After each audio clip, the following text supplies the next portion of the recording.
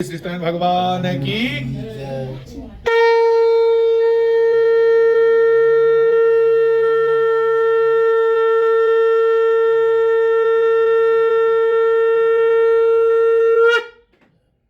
अथ तृतीयोध्याय। सुतोवाच। सुत जी बोले, हे सौनक, विष्णु भगवान ने जिस तरह कहा था वह तुमसे मैंने कहा, और दूसरी बात जो वह पूछो। सौनक जी बोले, हे सुत जी, उस ब्राह्मण के बाद इस व्रत को किसने किया, वह सुनने की इच्छा है। सुत जी बोले, हे मुनियों, जिसने व्रत को किया वह सुनिए। एक समय वह द्विज निज धर्मानुसार निज बांधवों के साथ व्रत करने को उद्यत हुआ। उसी समय एक लकड़हारा वहां आया। भूख प्यास से पीड़ित काष्ठ के भार को बाहर रख ब्राह्मण के घर में जाकर उसने व्रत करते हुए ब्राह्मण को देखा।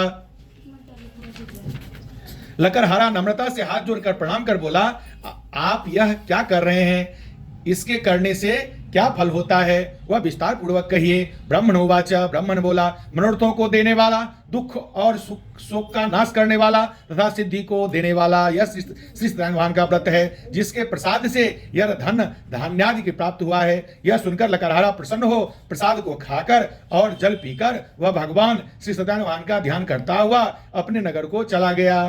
आज लकड़ी बेचने से जो द्रव्य प्राप्त होगा उसी से मैं सत्यदेव का उत्तम व्रत को अवश्य करूंगा, ऐसा मन में विचार कर उसने लकड़ी को सिर पर रखा।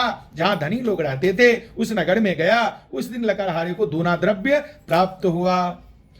वह अत्यंत प्रसन्न हो सुंदर केले का फल, शक्कर, दूध, घी, गेहूं का चूर्ण सबको सवाई लेकर घर में आकर अपने भाई बांधवों को बुलाकर विधि से श्री सत्यनारायण भगवान का व्रत किया। उस व्रत के प्रभाव से लकड़हारा धन पुत्र से युक्त हो गया। इस लोक में सुख पाकर अंत में सत्य लोक को चला गया। हे मुनिगण, मैं और भी कथा कहता हूँ, उसको ध्यान पूर्वक सुनिए।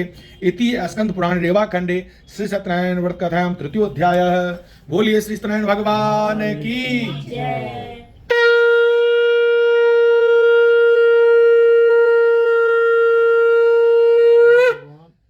कृष्ण गोविंद हरे मुरारे, हे नाथ नारायण वासुदेव। श्री कृष्ण गोविंद हरे मुरारे, हे नाथ नारायण वासुदेव।